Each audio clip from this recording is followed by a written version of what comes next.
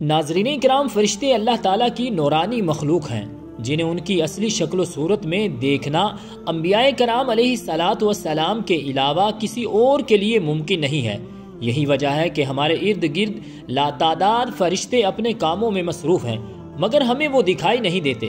اگر وہ انسانی شکل اختیار کر کے ہمارے سامنے آئیں تو پھر انہیں دیکھنا ممکن ہے۔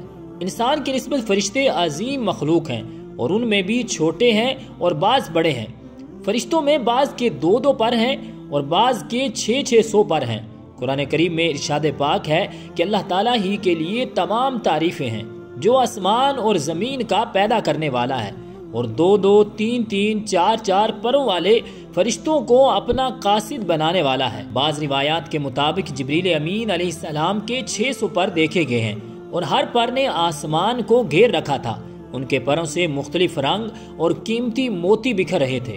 وہ فرشتے جنہوں نے عرش اٹھا رکھا ہے، ان کی قد و قامت کے بارے میں سیدنا انس رضی اللہ تعالی عنہ سے مروی ہے کہ حضور نبی کریم صلی اللہ علیہ وآلہ وسلم نے ارشاد فرمایا، عرش کو اٹھانے والے فرشتوں میں سے ایک فرشتے کے بارے میں مجھے یہ بتانے کی اجازت دی گئی ہے جس کے پاؤں سب سے نچلی یعنی 7ویں زمین میں ہیں اور اس کے کندھوں پر عرش ہے۔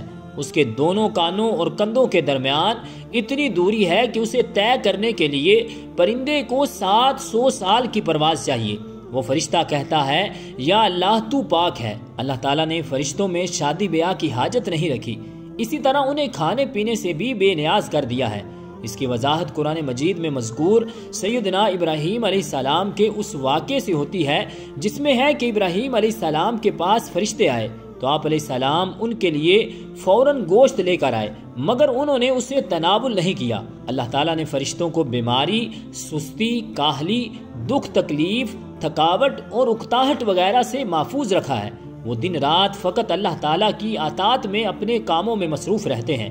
قرآن مجید میں بیان ہوا ہے کہ آسمانوں اور زمین میں جو کچھ ہے اسی اللہ کا ہے، اور جتنے اس کے پاس فرشتے ہیں وہ اس کی عبادت سے نہ سرکشی کرتے ہیں اور نہ ہی تھکتے ہیں۔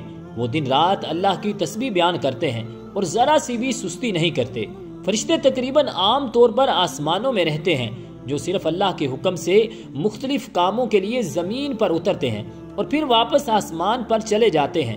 قرآن مجید میں ایک اور مقام پر خود فرشتوں کی یہ بات مذکور ہے کہ ہم تیرے رب کے حکم کے بغیر نہیں اترتے۔ فرشتوں کی تعداد کتنی ہے اس کے بارے میں کوئی تفصیل نہیں ملتی، کیونکہ اللہ تعالیٰ کا فرمان ہے، تیرے رب کے لشکروں کو اس کے سوا اور کوئی نہیں جانتا۔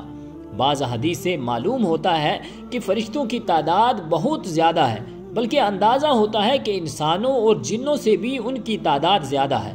سیدنا ابو ذر رضی اللہ تعالی عنہ سے مروی ہے کہ اللہ کے رسول صلی اللہ علیہ وآلہ وسلم نے فرمایا، آسمانوں میں کہیں 4 انگلیاں جگہ بھی ایسی نہیں جہاں کوئی نہ کوئی فرشتہ سجدہ ریز نہ ہو۔ رب ذوالجلال کی بارگاہ اقدس میں دعا ہے کہ خالق کائنات ہمیں بھی اپنی بارگاہ اقدس میں سر بسجود ہونے کی توفیق اور ہمت عطا فرمائے۔ آمین بجاہ النبی الکریم الامین۔